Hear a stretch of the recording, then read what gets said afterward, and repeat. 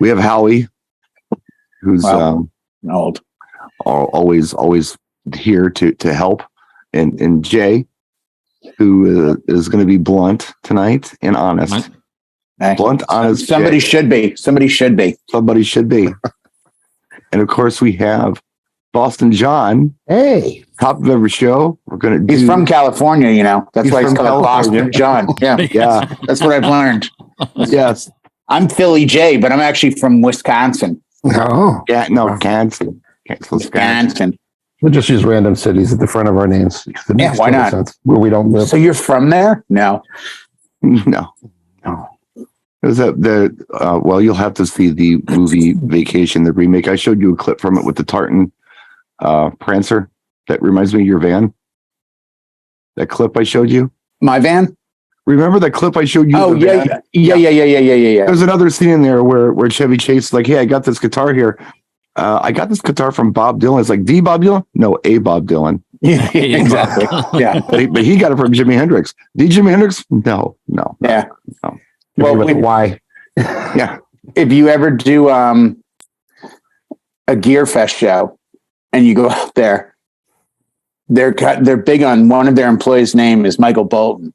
Nice. So there's this guy walking around, Michael Bolton. Yes. And he gets stopped constantly with like, oh my God. Well, and nobody, is dumb enough to say, are you the real Michael Bolton? But right. Whoa. Yeah. Courtney Cox, who is an actress from Friends. But also the guitar player in the Iron Maidens. She spells Courtney differently, but she took a funny photo with Michael Bolton at the last Gear Fest. Like, Finally, I find somebody else who has to put up with the same crap that I do. Yeah. And it's just this dorky kid in glasses like Michael Bolton. We're all just a really unfortunate news story away from having our names synonymous with somebody we don't want our names synonymous with. Yeah. Yeah. I know all that there. We're all there. Oh, some of us have already had to go through this. Some of us have, yes. Yeah. Go ahead, search my name. Yeah, I've done that. Yeah. Wow. Yeah. Wasn't it Blanca who said, is Jay a gay folk artist now? Like, wait, what? No, Blanca, he's not a gay folk artist now. So at the top of every show, folks, we do something we like to call Boston John's Record Roundup. Howie, you got music for us this week? Welcome to Boston John's Record Roundup. Thanks, Howie. Wow, thanks, Howie. Nice. You got a bumper and everything. Wow. Nice. Mine's still in my Mustang, by the way. I got to pull it out. It's bench time for it. Good work, sir. What do you got for us this week, Boston John? Boston John is going to take us back to 1983. Like England Dan, kind of. By the way, he wasn't from England. He just he just went from with Texas. Yeah, and John Ford Cawley, right? Is that your last name? No, it's close, but the spelling's way off. Whatever happened to him? Yeah, I pulled A&M recording artist Jeffrey Osborne for tonight. Oh, neat. I know this is one of Jay's favorites. He likes. Love Jeffrey Osborne. I think tonight, Stay With Me Tonight is one of the best songs. Stay With Me Tonight is why I bought it, but Don't You Get So Mad is on here. We're Going All the Way, which made a very nice slow song. Greatest Love Affair, Plain Love. He has writing credits on some. I thought it was very funny when I was looking at this. Don't You Get So Mad About It is co-written by Michael Cimbello from Maniac. A cool song. Oh, wow. That's a cool song. I actually forgot about it. I like that song. She gets so mad about it. Yeah. So yeah, it's got a lot of it's funky. It's very R&B, and you get a balance of low BPM dance, like mids, like 116, 120s. Because I got my sticker from back in the day where I wrote the BPMs on the record. There you go. So I think this was a good find. I don't know if I've ever played side two. Two wrongs don't make a right. I'll make believe, other side of the coin. I'm like, yeah, those are there too, but I don't really remember them. I have to play them again. Yeah, the Pebbles album you have really just has Mercedes Boy, so it's like one of those things. It's like, but he's forgotten, and I think he's one that gets overlooked. And he was with LTD, I think, prior. Yes, he was Every Time I Turn Around, Back in Love Again. Back in Love Again. He was, so his voice was known on the radio. So solo project made total sense. Well, and we heard him a lot because he's a Boston boy. Oh, he got a lot of play on Kiss 108 because, like any town does, you take care of your own. You know, so I mean, I think that's why you would hear "Stay With Me Tonight" a lot back in the early '80s period. Well, everybody heard it a lot. I know, and it became a staple on mom rock radio. Okay, Like back then, without the internet, you didn't know what '90s. You didn't know how big things were out of your realm. Sure. Really, I mean, we only had our station, so it was like, this is a big song, right? And, you know, you'd meet people from other places and be like, "Oh, you should try this. You should hear that." I mean, this is the day of fanzines. I don't know if you guys ever did a fanzine, yeah, or did like tape trading. That was huge in the metal community. I mean, that's how Metallica really broke. Was they were underground, well known before they came out. So, yeah, that's a good one, John. Thanks. Who wants to go next? Okay, I'll go. Okay, what do you got, Howie? Well, with the recent news out there, I broke this out and tried to get it. Oh, yeah.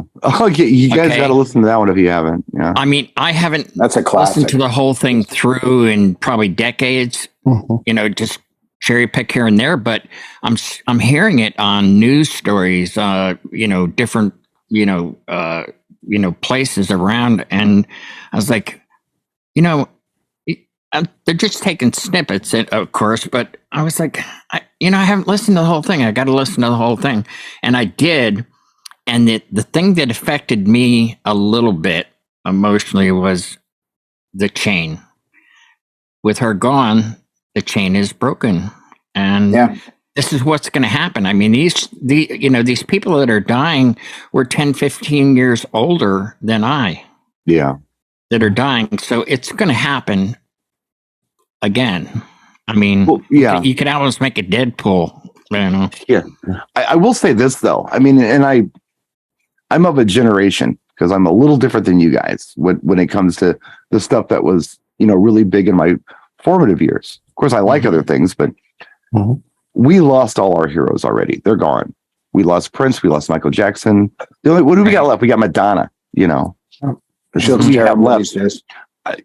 The baby boomer generation, you got most of yours. You got most of the Stones. You got 2 Beatles left.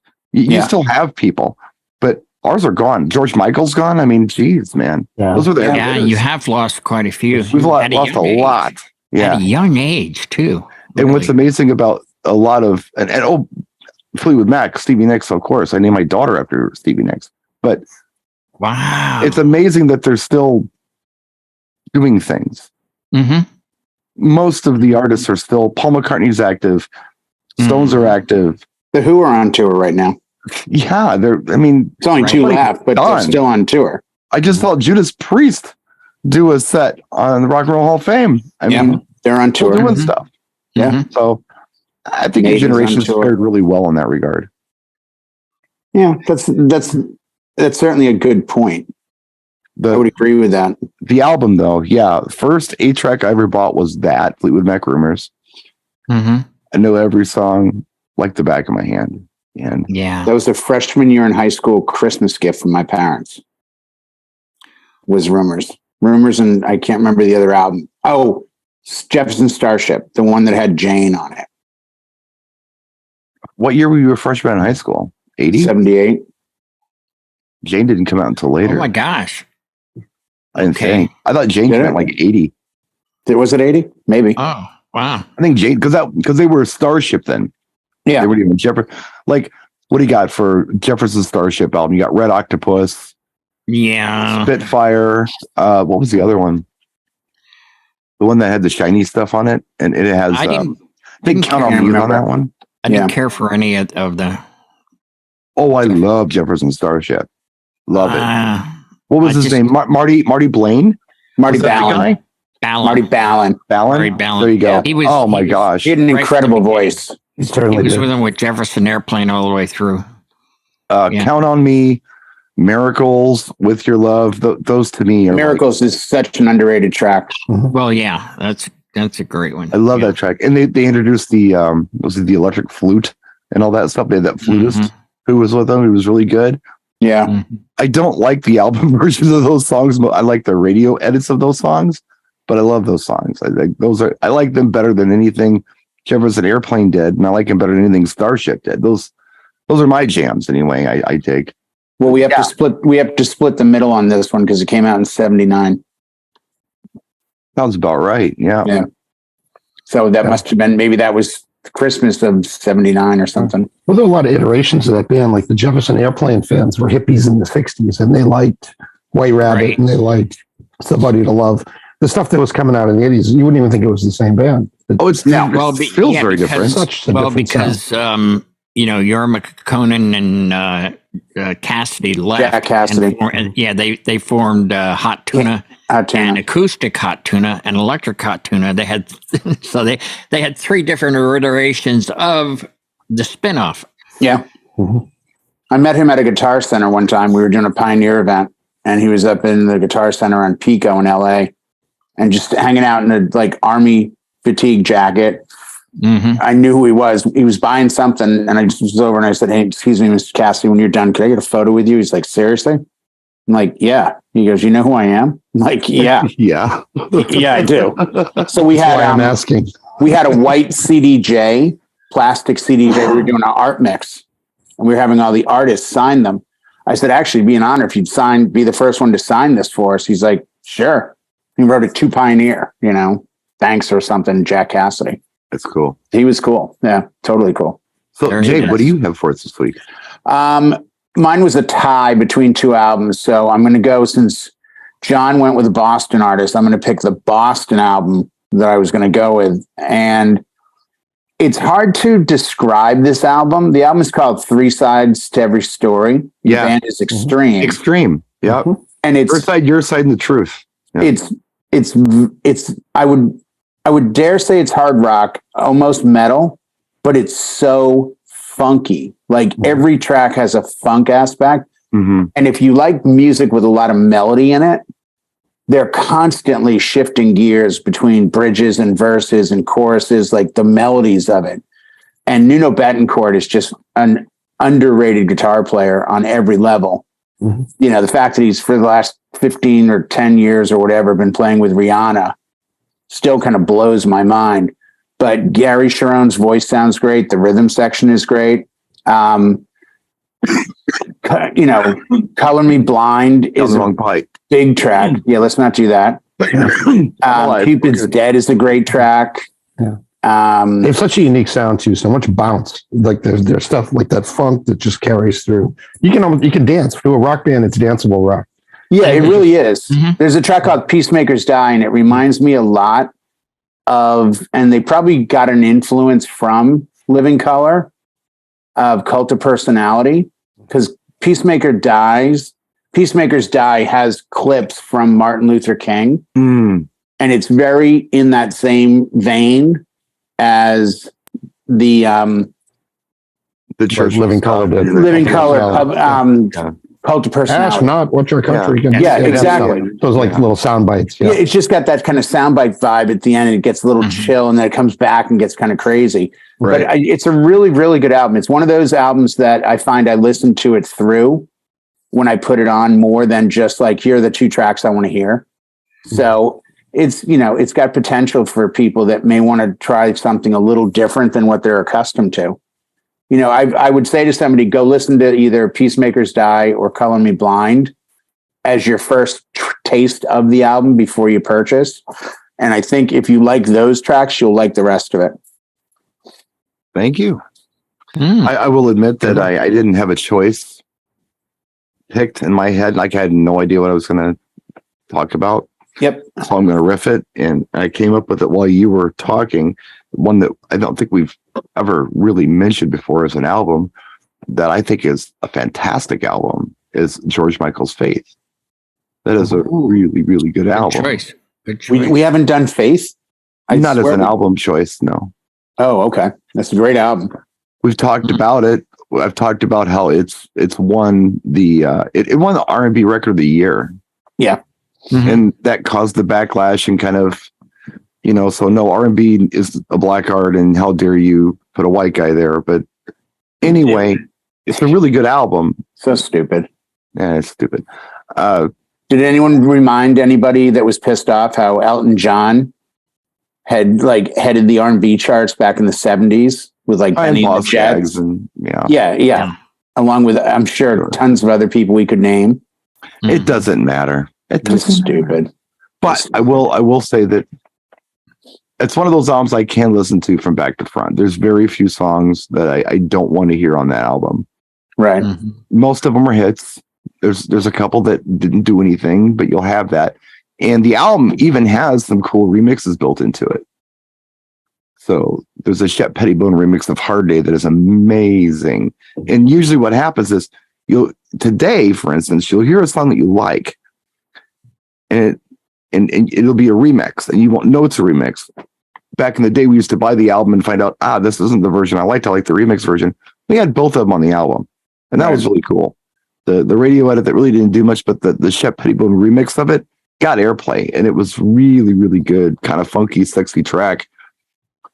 Fantastic album. Was that right from the jump? The remix was on it, or was it like a reissue, re-release? Right from the jump. Okay. Right from the jump. I think it's second to last track on side 2, I believe, but it's really, really, really, really good. Faith is a nice song. I Want Your Sex is iconic. I liked Kissing a Fool and One More Try. The other one was I thought those Father Figure was the other ballad. Father Figure was like really 4 ballads on the album. No, 5, because he's got it's an I Want Your Sex reprise kind of thing, and it's called The Last Request. Last Request, yeah. Sleep With Me Tonight. I mean, there's several ballads on it, but there's some cool stuff. I thought Kissing a Fool showed off that he had a really amazing dynamic to his voice. Yeah, nobody was doing that swingy jazz big, like you could give that song, if you could go back in time and give it to Billie Holiday. Yeah, you could. Or Sarah or Ella. Yeah. And it's funny, if I ever met and got to meet her, I think I would say to like a Diana Krall, you should really try to do Kissing a Fool by George Michael, because I think your voice over it would sound amazing. It's a well crafted song. Yeah, it really is. It is. And it's kind of got that Torch song feel to it. It's nice. Yeah. Good album, though. Good album. Plus, correct me if I'm wrong in this, he wrote lyrics to his music, correct? Yeah. Yeah, he was a writer. You ever seen the video for Praying for Time? The lyrics? Yeah, the lyric video. That's the only video there is. That's what I mean. So you see all the lyrics. Guy could write. Oh, yeah. Guy could write. Well, you know, the story with Andrew Wrigley, right? With Wham. He was leaving the band, and he knew he was going to leave the band. And Andrew knew he was going to leave. Mm-hmm. Right.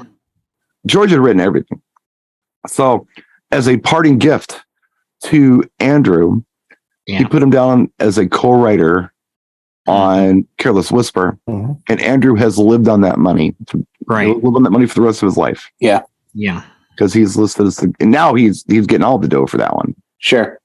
So that was hey, look, I know I'm leaving. This is going to be tough on you, but I'm going to give you this writing credit, and you should be set for life. And sure, back then you could do that. And right. Who was it? Was it you, John? We were talking about this today, or somebody else, about how different it's become, and how I was talking to somebody at the show. You know, people now releasing music, capturing the royalty money for it is near impossible because of the streaming services. But there are guys that have had a career off one song. Yeah. Like they're getting royalties today. That was us.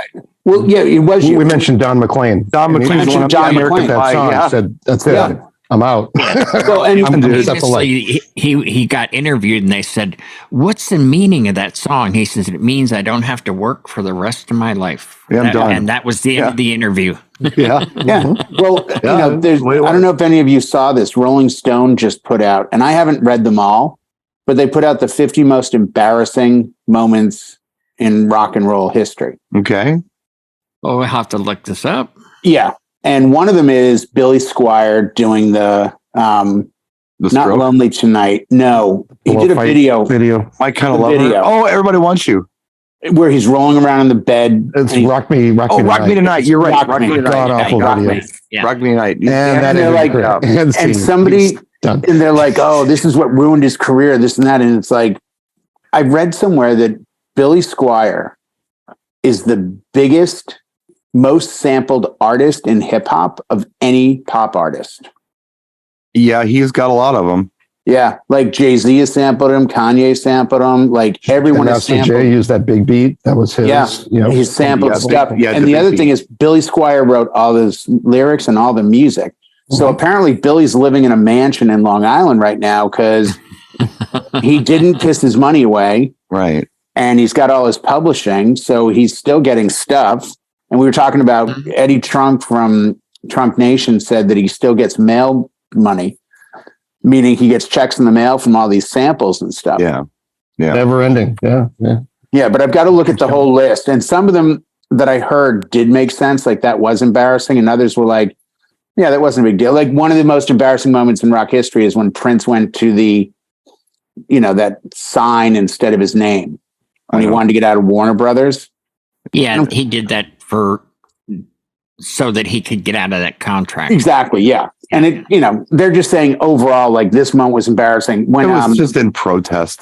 No. Yeah. I realize it, but it's again, some of these you look at as, was that really embarrassing? That, I can't remember whose sister she is, but that blonde girl that got busted lip syncing on Saturday Night Live. Oh, yeah. Like, that's a very embarrassing Totally moment. forgotten. In I can't music remember. history. No, Right. Ashley Simpson. I don't know why it just came to me. That's it. Yeah. But yeah, that, I've got to look this she started up. doing that little jig like she was from, country western. And it was just like, oh my God. That was her, my career's over dance. But I understand that being an embarrassing moment, but how is Prince's symbol an embarrassing moment? I don't get that. I kind of didn't get that either. So, but I think it's, beauty's in the eye of the beholder. Well, they said he changed his name to an unpronounceable symbol. That was the thing. Well, at the time, my brother-in-law at the time was working for Prince, and he took great pride in showing me his paycheck was signed by Prince Rogers Nelson. Like he was still signing his name that. So he was using his real name. His bank account still said Prince Rogers Nelson on him. Yep. So he didn't really change his name to that. Okay. That was all like, what? No, can't be. But it was a protest and it worked. And writing Slave on the Face and all that album right there, Emancipation, is for when he got out of the contract. So right. Mm-hmm. Yeah. I mean, I'm trying to think what was one of them that I this would be an embarrassing moment. The band Creedence Clearwater Revival more or less wanted John Fogerty out of the band because they felt that he was getting all the royalties because he wrote all the music. So the band wanted writing credits and wanted to write music. So they wrote the majority of things on an album called Mardi Gras that John Landau came out and said, this is the worst album in the history of music. John Landau is the same writer that was in Harvard Square in like 73, 74, and said, I've seen the future of rock and roll, and his name is Bruce Springsteen. And what most people don't know is shortly thereafter, Bruce and John became friends. Yeah, they're like good pals. Yeah. Well, one better. John Landau has been Bruce Springsteen's manager since like 1975. So he's just collecting his paychecks too. I mean, he's doing work, but he's been Bruce Springsteen's manager. And Howard Stern asked him, like, how did you know he'd be a good manager? He's like, well, I could trust him. He goes, I figured the business stuff he could learn, but you can't learn to be trusted. Yeah. Right. No, I saw the interview too. It was very Oh, good. you did? Yeah. It's very good. It's not only on the SiriusXM app, but you can also watch it on HBO. Yeah, HBO had it right after HBO is running it as well, which is kind of neat. But yeah, I did see that. I had something I wanted to throw out there. I have a song of the week I want to put out there this week. Ooh, okay. It's I'm going to guess it's going to be relevant by the time this show is published, but I wanted to throw it out to all you mobile DJs. I have a party that I'm doing this Saturday, and I'll talk more about that one in a minute. But yeah. Racing. Look. So anyway, song of the week. Are you ready for this? Yeah. Something that you all need to download and have just in case. Yeah. Just in case. The Cramps with Goo Goo Muck. I think I have that. Okay. Wow. You know why you need it? No, but I'm pretty sure I have it because I have a bunch of Cramps tracks. Yeah. I like Garbage Man. That's one I always go to. Well, you're going to need Goo Goo Muck. And I am because... Howie knows why. Go ahead, tell it. No, tell it, Howie. No, go ahead. He doesn't know. He's full of shit.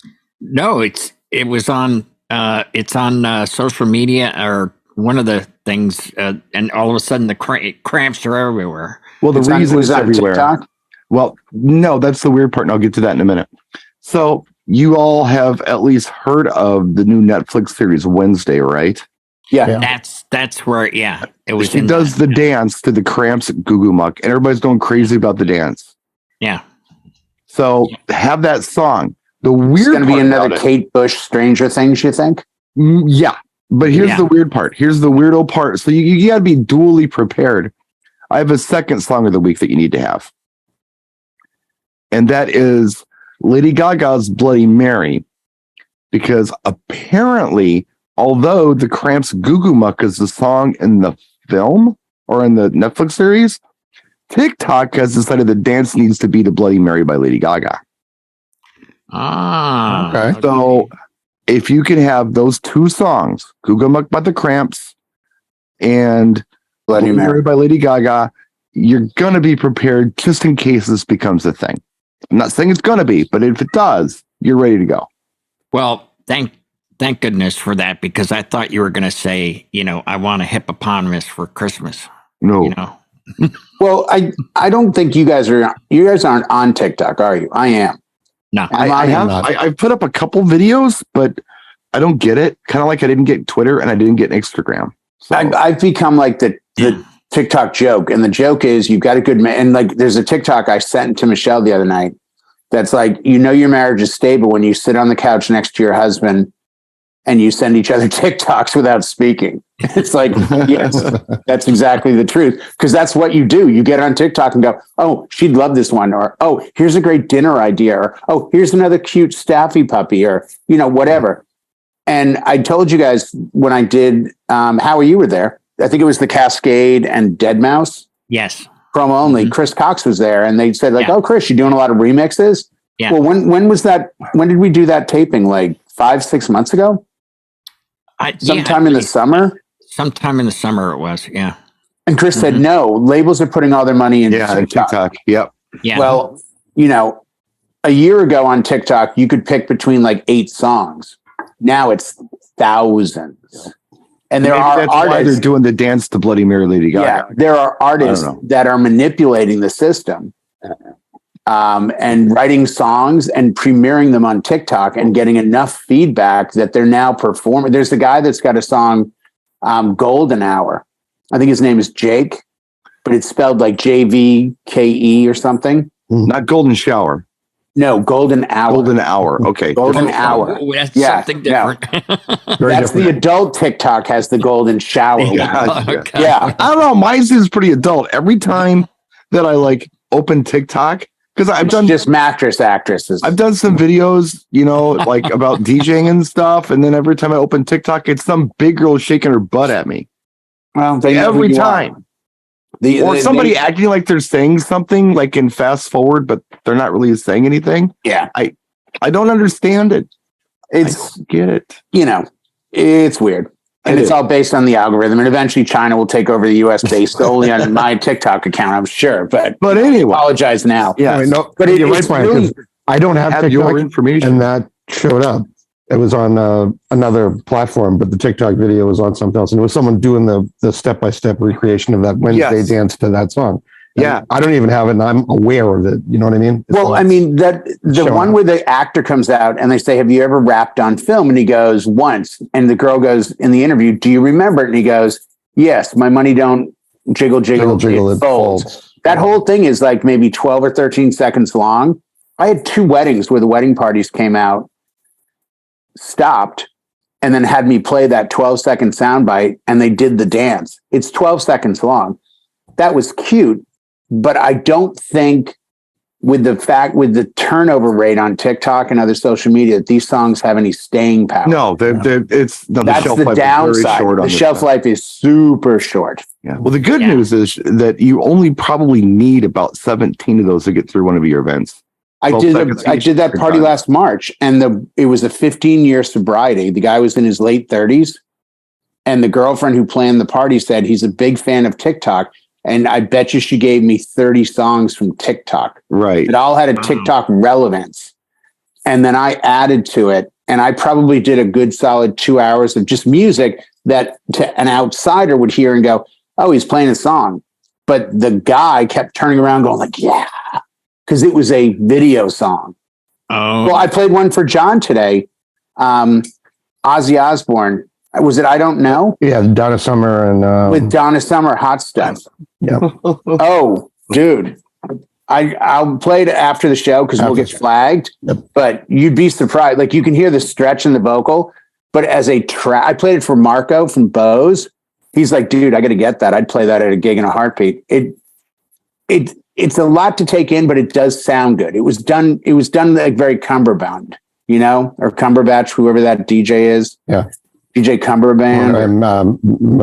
McClintosh or something is the other one that does a bunch that are things that shouldn't go together but work. But they do. I've played probably 7 or 8 weddings where I've done the Ozzy Osbourne Crazy Train vocal over Earth, Wind and Fire September. Because you get the guy that wants some metal at the wedding and you play that version, and I got a full dance floor and people are like flipping out. Like, I mean, everybody's different when it comes to the way they ingest music. And I think younger people now, the mashup isn't a foreign concept. Yeah. But moving forward now, as you guys know, Serato now announced it has stems. Virtual has had stems. Every other software will eventually have stems. This is either going to be a new creative plateau for DJs or the death knell. Because you're going to get guys going, I can make this work. And then push a button. So here's goes south. my advice for the week for any of you who are mashing up music. Just because you can doesn't mean you should. you should. Yeah. So, Some things aren't meant to be together. Yeah. That's very true. does it sonically, like, can you put it together? Yes, you can. Should you put it together? Well, Maybe. I think I told you, Brian, Michelle will ask me at home. I did a party for her work, 1997, 98, 99, somewhere in there.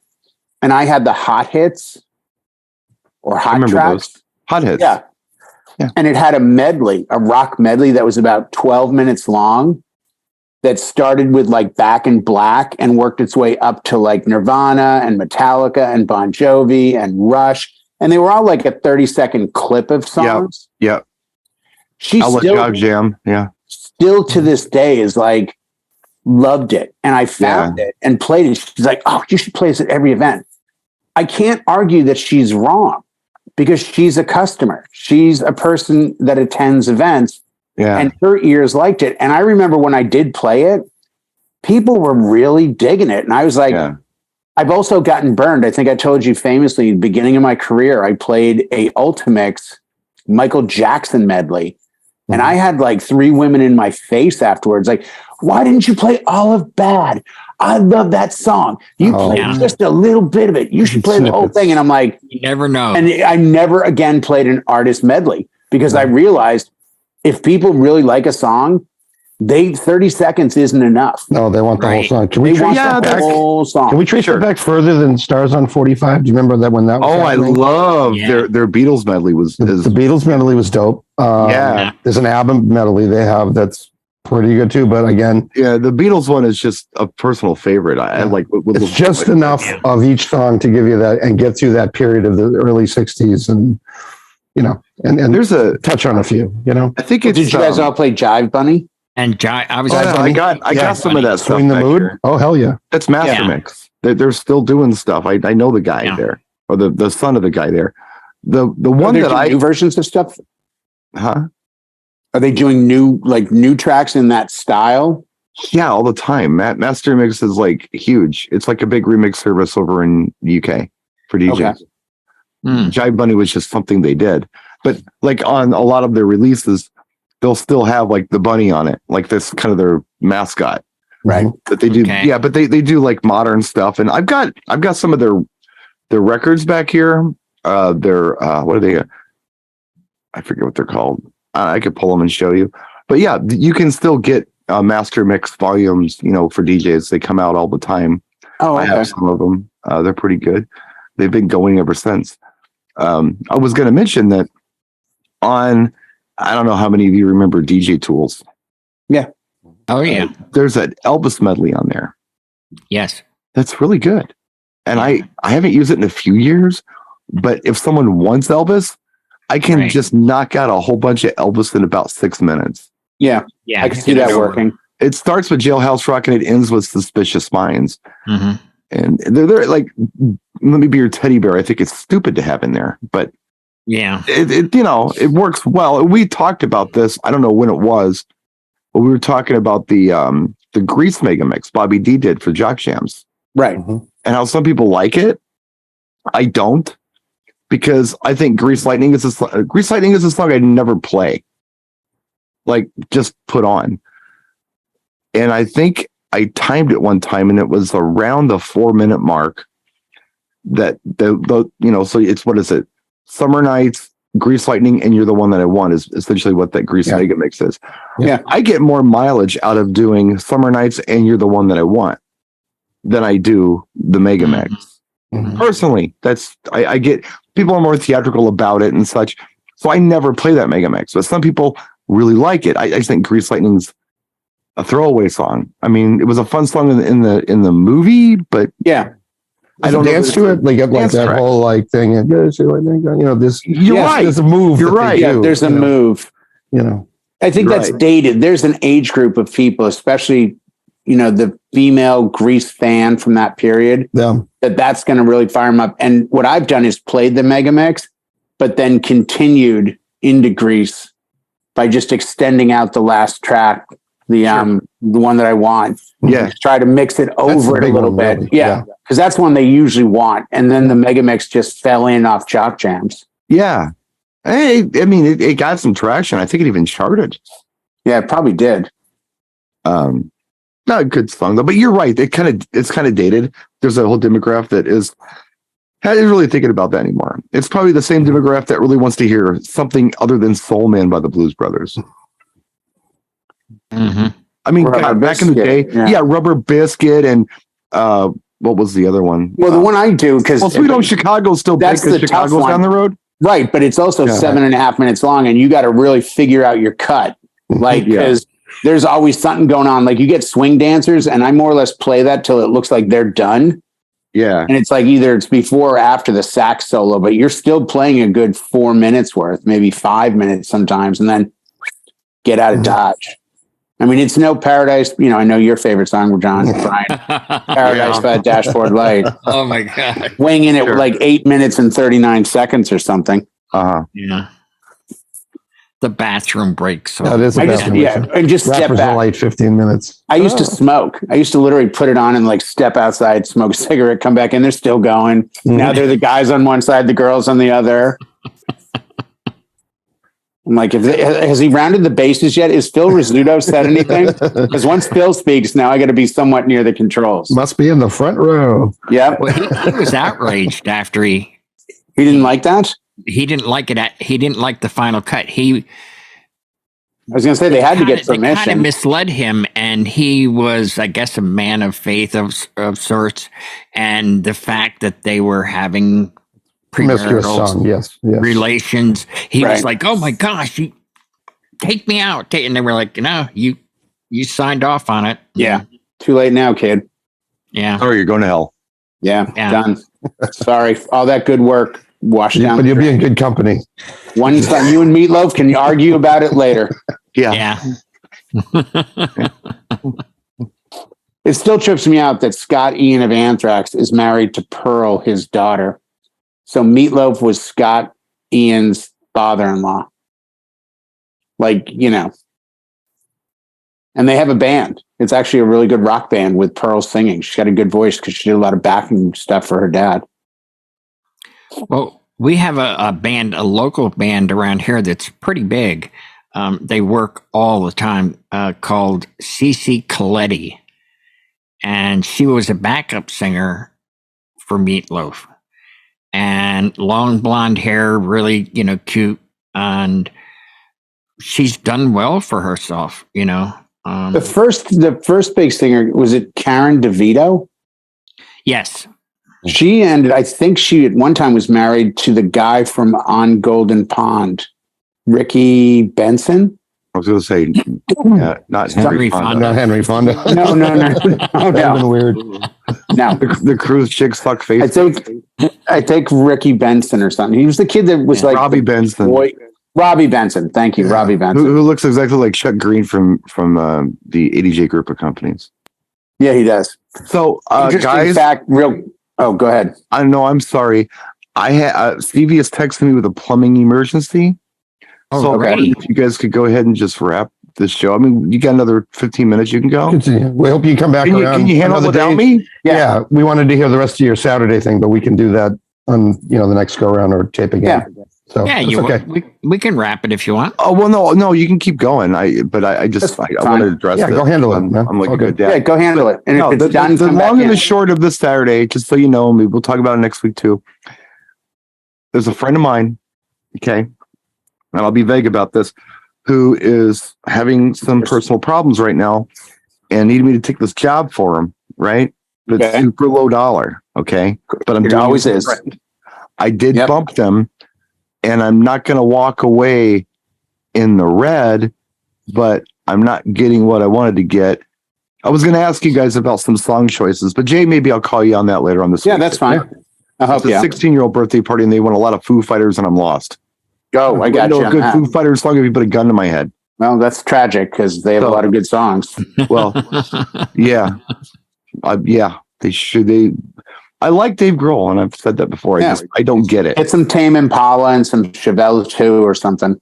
Well, they want hip hop as well, so there's just a couple little. But I'm saying if you're only there for 3 hours, and I don't want to. So, but anyway, I'll handle the daughter's problem. You're in good hands with these guys. There goes my hero. That's what she's going to say. That's one of the songs. And that's a Foo Fighters song you're going to make. Just so you can. And if I call her, don't be a pretender. If I call her and this is not an emergency, I'll be back. But otherwise, I'll see you guys later. At least you're not being a pretender. There goes my hero. Yep. What I was going to say, have you guys ever seen the video for I Won't Do That? Yes. Okay. There's a woman in it who is exceptionally gorgeous. I mean, the kind of gorgeous that a man or woman would see her face and go, holy God, she's gorgeous. So in the video, she's lip syncing in a bathtub to the female singer's part. After the video was released, her management received something like 6 or 7 like legitimate music contract offers. Oh, thinking she was singing, but thinking she was the singer. Okay. Oh. Yeah. Yes. This is a little bit of the CC and the Music Factory kind of thing, where it's like, oh, that's the girl. No, that's not the girl. No. Girl's Dinah Wash. She's over there, not in the video. Well, but it reminded me of that when we were Saturday Night Live. Yeah, sure. But yeah, if you go back to the video, you'll see what I mean. Is that end of my career dance again? Yeah. But she goes, it was so funny. I had to keep telling people that wasn't me singing, and companies were coming in with full on record deals. Like, we want to sign her. She's not a singer. Crazy. She's a model. That's crazy. But this is the difference between then and now, where you didn't have the internet to look. Who's that girl? Sally Smith. Let me look her up. Sally Smith. Oh, wow. American model. Okay. Actress. Doesn't say anything about singing. Well, let me look up the Meatloaf song. Oh, background vocals aren't Sally Smith. They're like Janet Jones. Oh, okay. Like, that's what we take for granted. We can take our phones out and do that, or our computers. This was the day when, like, what you saw, you thought you got, and it just shows how much, even today, I walked into the Harvest of Sound show and I put my phone on auto Shazam. It's a bunch of DJs who are trying to impress other DJs. They may come up with some track that I'm like, don't got it, don't have it. And I don't know about you guys, but not a day goes by that I don't Shazam something. Oh, yeah. I mean, I've got 2,500 Shazam hits on my phone. the only challenge becomes then picking a day of the week to go back to your phone and literally go back and listen and go, it's not hitting the same way it did after the 10th White Claw the other night. You know, it's like, Okay. yeah. Well, if you find it, you delete it. If you decide you don't like it, came up. It says Swingin' J. Brannan, Temecula. There you go. I Shazammed you. Yeah. I mean, yeah, and what's funny is now I found this works well too. You go in and you auto Shazam social media. So you put your phone on auto Shazam, then you go to Instagram stories or reels or TikTok or whatever. And all of a sudden you notice on the top of your phone, you keep getting hits of like, it's just listening to what you're listening to, you know? So again, I think, you know, Brian's got a 16th birthday party and I've got one coming up, and, you know, 10, 12, 15 years ago, I just go to my kids and be like, hey, you're around this age. Is this a good song? Is this a good song? And then you'd go on Facebook and go, hey, DJs, what are you playing in your area? But a lot of it is, like Brian said about the, is it Goo Goo Muck? Yeah. The Cramps right? track? Yeah. Yeah. Like this is, and I hate to say it because the Cramps are a good example. Lux Interior, I believe, is dead. Poison Ivy, I believe, is dead. So I don't think they're even in a band as we know them any longer. I think the lead singer and his wife or ex-wife, Poison Ivy, the guitarist, they're gone. Brian Gregory, the other guitar player, he's either not working or working somewhere else. So I think record labels, well, I think this is the tragedy of music. They're going to start hitting bands that either are public domained or pretty much don't have much going on in the way of back catalog. Somebody still owes the rights, but you know, well, they do. Now but there's not as much to pay because it's kind of a. But that's my point. You know, exactly. Right. And what they can do is call the heir of Lux Interior and say, "Hey, we want to put this song in this TV show. We'll give you $30,000." And they go, oh, "Yeah," and then they sign the rights over. Mm-hmm. So. Right, but you wouldn't get a good song cheap. No, you're not going to get Born in the USA by. You're not going to get Children of the Revolution by the Violent Femmes for $30,000 because they know what they got. They know what it's worth, and this is that thing about music and its value. If you're playing with people that don't know the value of it, I mean, when Prince died, that was the big thing: his estate was worth X amount of money based on music, and it was going to go to like a stepsister and a brother. And are they going to make the right decisions? And these things are famous. The Hendrix family is still going in and out of court over the estate. The guy died 40, 50 years ago. Right. Mm-hmm. So, you know, if you don't know what something is worth, like you're going to make $1 a play from Netflix, it's very easy for Netflix to come in and go, we're going to fly you in a private jet to sign this contract for $50,000 and we're good to go. And if you ask anybody, hey, I can't make my bills, but Netflix will give me $50,000. You really think they're going to gamble? It seems like a good deal upfront money, but it may long term pay out way more than who knows? Triple. They said Kate Bush made millions off Stranger Things because she owns her catalog. She owns all of the publishing, all of the music rights. Right. It's all in her pocket because she wasn't relevant anymore. So nobody's going to fight her on it. She owns it all. And there was an article I read that said, the Stranger Things phenomenon put millions in her pocket, which I find hard to believe. Sign the rights away. She has all of it. The usage of it for that particular, Right. Even if the streams and the downloads aren't paying. You know, they didn't give them the whole thing. The ending was like, no, just this use there. Right. Yeah. You know, and I've told you guys, Led Zeppelin, you can hear rock and roll played in a pizza parlor for like 12 seconds. Yeah. And the total price for that 12 seconds between DVD, perpetuity, mechanical rights, publishing rights, worked out that Led Zeppelin more or less made $250,000 off that. When the dust cleared, they got about $250,000 for 12 seconds of a song. Yeah. When it first started, it was 70,000 and then, you know, residuals. And now, But then it was DVD. Oh, you're going to make DVDs? How many DVDs? And are they going to have this scene in them? Right. Yes. Okay. So if you print 1 million DVDs, we want a cut of those 1 million DVDs. So then they had the in perpetuity contract, which said, we have the right to use this at our discretion only in the scene for this time, yada, yada. And they even said, David Chase said in the beginning, he would have 3 or 4 songs for every scene because it was based on who can we get. And they ended up having a relationship with, like, Bob Dylan was a fan. Bob Dylan does a Christmas song that he hadn't released for The Sopranos because they put out a CD of Sopranos music that won, I think it won an Emmy. And they said in the beginning they struggled to get artists to sign off because the show was new. But once the show got popular, he's like, normally it would take 2 to 3 months to get rights because you contact the agent, the manager, and blah, blah. He goes, by the last season of Sopranos, we had bands coming to us, big bands, Fleetwood Mac bands, coming to us with, we'd love, you want to use this? You want to use this? Because they saw the eyes on the prize. And they said when they ended with Journey, Steve Perry famously said, I've seen the last episode because he's the writer of the song with Neil Schon and Jonathan Cain. So they needed all 3 of them to sign off. And Steve Perry said, I need to see the script for the final episode. I need to see how it ends. I need to see what the context is of the song. Because I don't want to have some guy's head get blown off while the song's playing. Right. On that tanks the future of our song. Yeah. Right. Yeah. And, he had the right to do that. David Chase, he famously says he saw the episode before it aired. David Chase, in an interview with Steve Sciarippa and Michael Imperioli, said absolutely 100% no. He never saw the episode.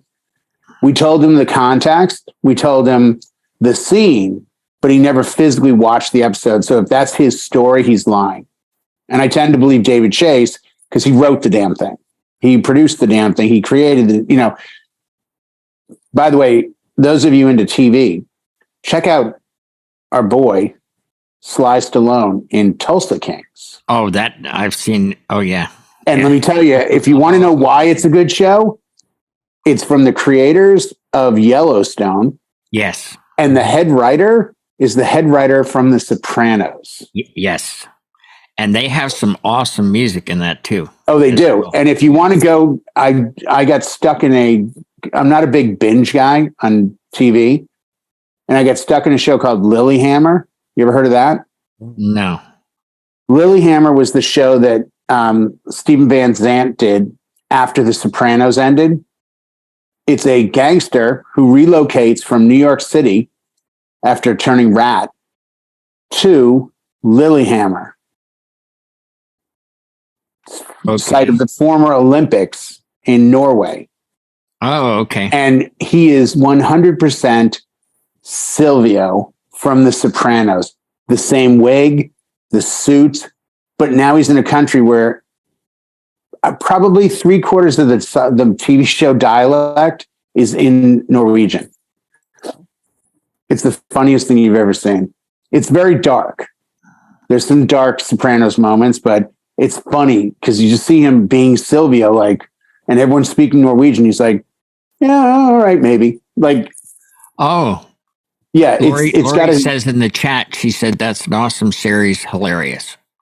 Yeah, it really is. And I don't want to spoil it. I want to tell you about a scene, but I don't want to give a spoiler alert kind of thing to it. But well, you can't because we're almost out of time. Yeah. Oh, sound like Claxton. No spoilers. Well, yeah, no. Just trust me. It's only 3 seasons long, and each season has maybe 7 or 8 episodes. But when I tell you watch it till the very end, just trust me. You will thank me that you watched all the way to the last episode, because there's other characters that come into it that have never done stuff on TV before. And you'll know them when you see them and be like, holy that's him? Yeah. Very good. All right, might be something. We get the winter months coming up. Eventually, it will start to be cold here in Boston, Jay. Eventually, yes. And we'll warm like you don't even know here. I'm shocked. Crazy warm today. I got out of my car with the jacket on. I started sweating halfway to the show. I'm like, I didn't bring this jacket to sweat in. Literally, this thin, cheapy flannel and a t-shirt was more than enough to wear in Boston today. It was 52 degrees. Mm-hmm. Yeah. You know, It's like a spring day, or as we call it, shorts and t-shirt weather. Yeah. No, it's been absolutely beautiful weather out here. It rained a lot tonight, but outside of that, no, it's been great weather. Nice and warm. So, well, are we going to wrap then? Yeah. What? Okay. Well, as, in lieu of it, seems like Mr. S. Red won't be joining us for the remainder. So we wish him plumbing well. Yes. Yes. He's going to be taking care of the pipes, whatever that means. Pipes of the pipes. Donegal. The pipes are calling. The pipes are calling down in Donegal. Yes, they are. Well, so I'll give for Mr. Brian S. Red, of course, Howie Darkstar, and Boston John. I'm Jay, and we will see you next week. Same time, same channel. And whenever this airs, if you got any comments, things you want to know, put them down in the comments, and we'll definitely get back to you. So till next time, stay well, stay safe, keep one fist in the gold, one foot in the gutter. Oh, boy. Yeah.